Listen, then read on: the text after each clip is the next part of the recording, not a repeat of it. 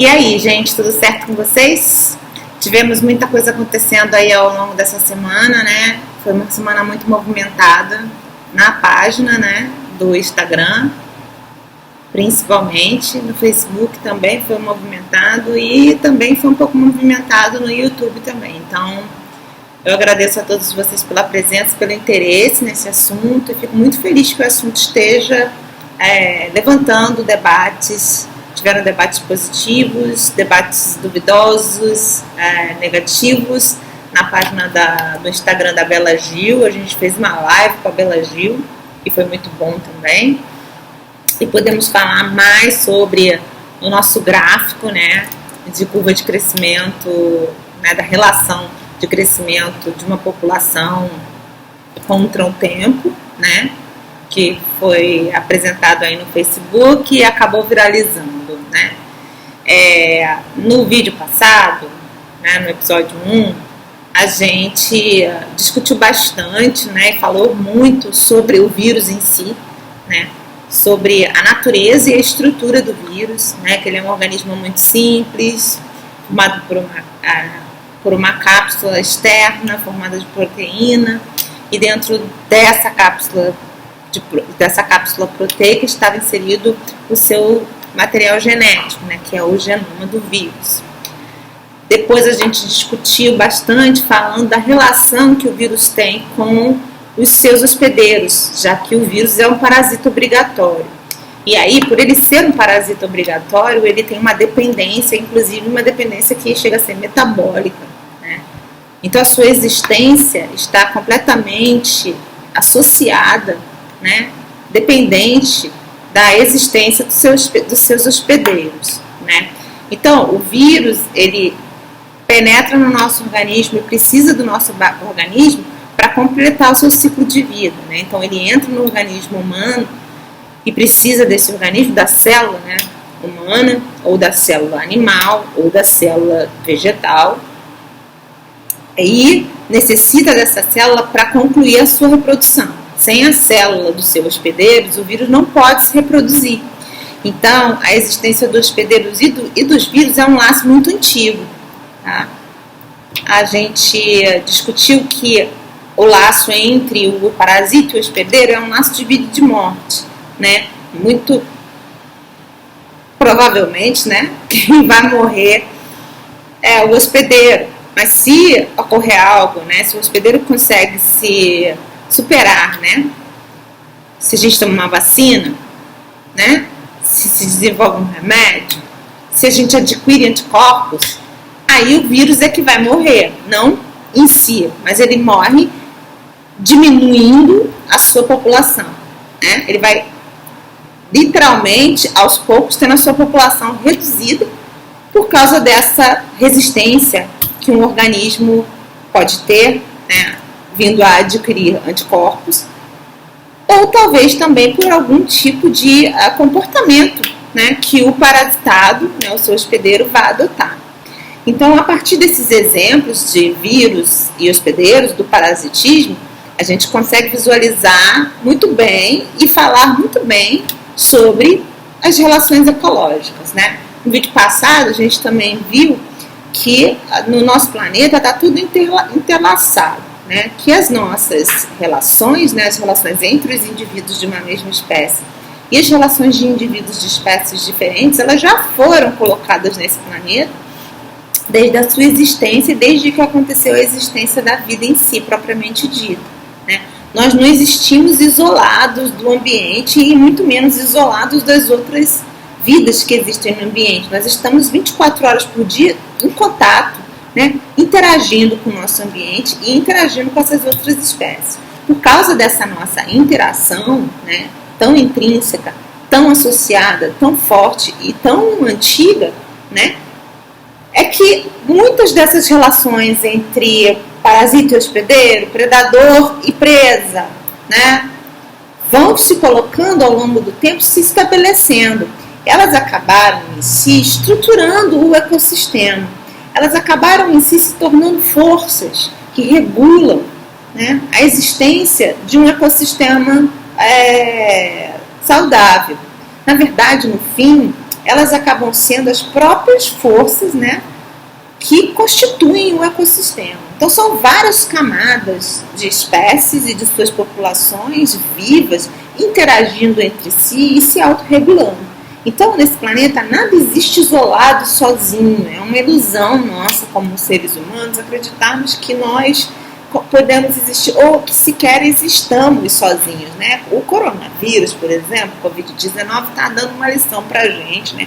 Para muitos de nós, de que mesmo que você não consiga ver, nesse momento você está interagindo com uma infinidade de seres vivos, tá? E de alguns seres que a gente também não sabe se são vivos ou não, porque também no vídeo passado a gente viu que vírus não sabemos ainda se ele é um organismo vivo ou não. Então isso aí é bem importante para a gente ter uma noção, olhando de cima, de como funciona o ecossistema e de como funciona essa regulação, né? Esse mecanismo que se regula, né? Que é como uma dança que ocorre na natureza de regulação e de interação entre populações, comunidades, espécies, certo? No nosso gráfico a gente viu lá, né, naquele gráfico que fez sucesso, que existia a curva, né? Aquela curva de crescimento real, né? Crescimento real de uma população. É aquela curvinha que sobe, né? Vai subindo, subindo, subindo, depois ela tende a se estabilizar. Ela faz assim, né? O desenho dela. Certo?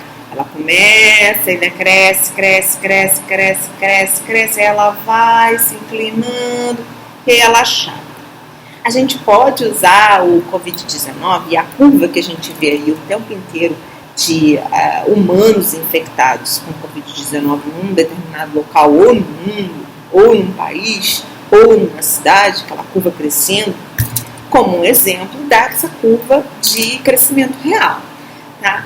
Mas a gente está vendo ali naquela curva que aparece, né, naquele gráfico que aparece na TV toda noite, que aparece aí na internet, que aparece nos jornais, que aparece no Twitter, no Facebook, no Instagram.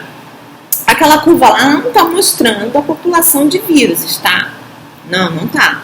Ela está mostrando sempre, né, ou o número de mortos, né, a curva subindo, acumulando, né, o número de mortos, ou ela está mostrando a curva subindo, acumulando o número de pessoas que já estão infectadas com o Covid-19, tá? No fundo, essa curva, né, de infecção do Covid-19, dos seres humanos, né, infectados com o Covid-19 subindo, ela é um reflexo do sucesso reprodutivo do Covid-19. Ela é, na verdade, um reflexo, né, como se fosse um espelho, onde a gente pudesse ter uma janela em que nós conseguimos visualizar a taxa de reprodução, de crescimento da população de Covid-19 naquele determinado lugar, naquela escala de tempo, naquele período, naquele tempo. Nada mais é do que aquele gráfico que eu mostrei, que apareceu lá no meu post, que viralizou. É a mesmíssima coisa. Aquele gráfico ele serve para demonstrar o crescimento, a curva de crescimento real ao longo do tempo, né, os indivíduos crescendo ao longo do tempo, num determinado local, numa determinada área, num determinado espaço, quando ocorre que naquele lugar existem as condições favoráveis para que aquela população cresça, tá? Aquele gráfico lá, aquele padrão, a gente chama de gráfico tipo S. É um dos padrões de população da natureza, tá? Então a gente pode visualizar que isso ocorre para seres humanos, e isso ocorre para vírus, e isso ocorre para todos os organismos da face da Terra. Todos nós temos aquela curva, tá? Nós agora, durante esse tempo todo aí, temos falado, temos ouvido muito, né, dos cientistas, dos médicos, das pessoas que estão nervosas, preocupadas, que a gente precisa achatar a curva daquele gráfico, achatar a curva do Covid-19, achatar a curva de infecção, certo? Esse achatamento dessa curva e desse crescimento, né, das infecções, que é impedir que mais pessoas sejam infectadas e que mais pessoas sejam mortas pela infecção e pela doença causada pelo Covid-19, nada mais é do que conseguir regular a capacidade de crescimento do Covid-19. Como que se faz isso? A gente tem que oferecer resistência, tá? Lembra que naquele post a gente falou, né? Eu comecei o post falando que um conjunto de efeitos ambientais ocorre na natureza normalmente, né, diante do crescimento exponencial de uma população. Existe ali no meio ambiente uma força que precisa causar resistência a esse crescimento exponencial. O que é isso? É um outro efeito, uma outra espécie, ou a escassez de algum recurso que vai precisar frear. Ela vai fazer aquela força, né, uma força de resistência sobre aquela curva, para que aquela curva incline, para que aquela curva se achate. O que é a curva se achatando? A curva se achatando nada mais é do que o impedimento de que a reprodução daquela espécie seja bem sucedida na escala de velocidade, né, produzindo tantas espécies de forma tão veloz, tão rápida, tão populosa, um número muito grande. Tá? Por que isso ocorre? Por que precisa ter essa resistência e essa limitação? Porque se não houver nada que pare o Covid-19, vamos usar ele como exemplo novamente, o que ele vai fazer? Ele vai se reproduzir como fogo, né, no palharal, né, e vai consumir todo o estoque de recurso que existe no local. Ele vai fazer com que a população local fique doente toda junta e ao mesmo tempo, porque a velocidade de reprodução dele, que é o seu potencial de contágio, é muito rápido. Ele tem muito sucesso reprodutivo. Ele é uma espécie, o Covid-19, extremamente bem adaptada para essa reprodução veloz no curto espaço de tempo. Então ele consegue passar de um hospedeiro para o outro numa velocidade incrível. E ele infecta muito rápido e consegue fazer com que a pessoa fique doente, o que quer dizer que ele está se reproduzindo, está sendo muito bem sucedido em termos evolutivos na sua taxa de reprodução. Tá? Então o que é preciso fazer? É preciso que ou se encontre um remédio, né, uma vacina, um medicamento para que o corpo possa lutar contra o vírus, ou o próprio organismo precisa oferecer resistência. Né? O organismo é um ambiente e aí ele vai oferecer uma resistência que é a resistência dos seus próprios anticorpos. Tá? Então as nossas células batalhadoras, as células de defesa do nosso corpo, elas oferecem o quê?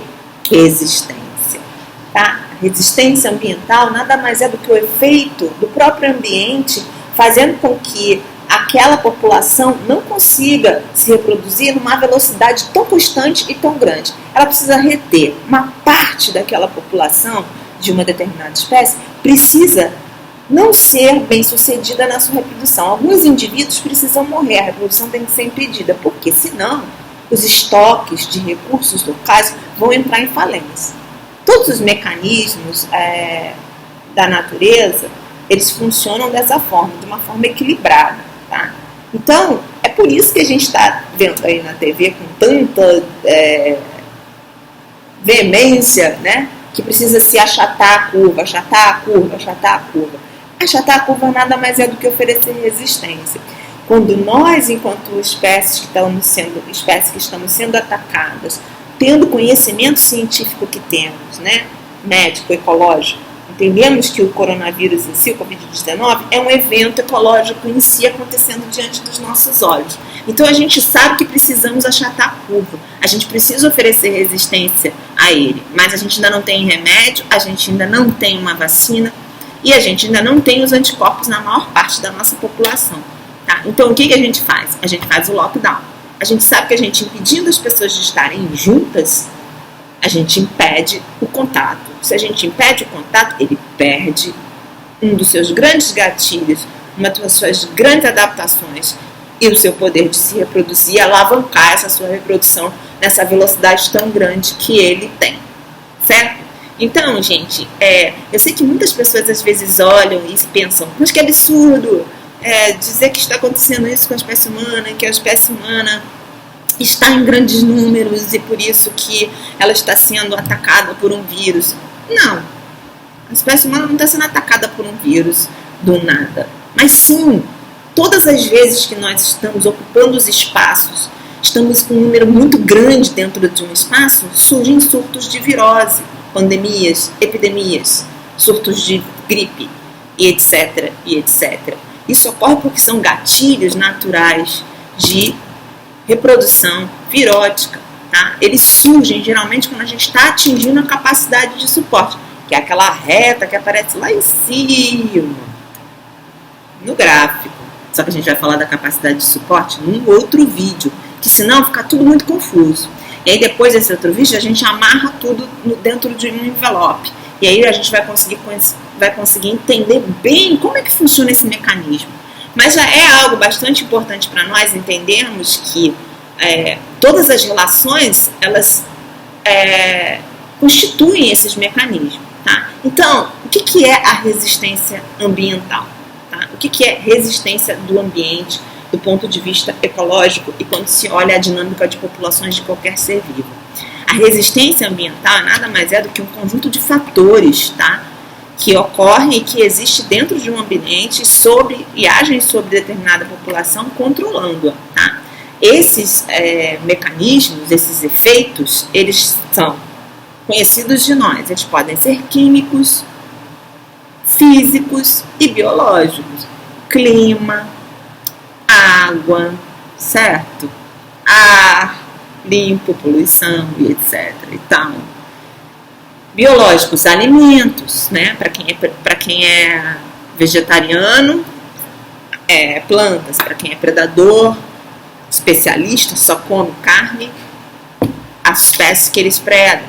Para quem é predador generalista, como nós que comemos carne, vegetais, fungos e todos os outros tipos de organismos que a gente encontrar e que a gente acha que é interessante, a gente precisa da disponibilidade dessas espécies, desses vários recursos no local.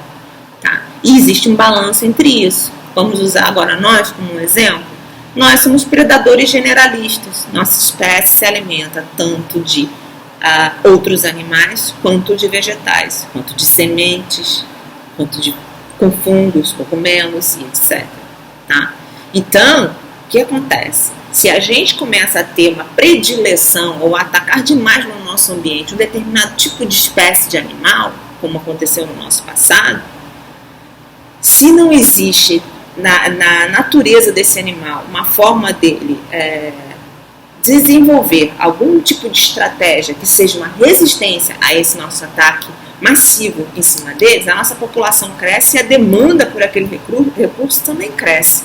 Se não existe uma resistência por parte do ambiente ou dessas espécies para nos deter, para fazer com que a gente não consiga, com o nosso número crescente, continuar predando eles naquela velocidade, há um risco muito grande de que essa presa desapareça, de que a sua população vá sendo gradativamente reduzida numa escala de tempo muito maior do que ela é capaz de se reproduzir e de renovar os estoques dessas presas. Tá? Então, o que acontece? É preciso que haja um balanço entre nós que estamos consumindo e um balanço entre a existência daqueles que estão sendo consumidos. Se a gente consumir mais do que é o tempo para que aquele que está sendo consumido se renove, a gente vai acabar destruindo completamente o recurso que nós necessitamos. Tá?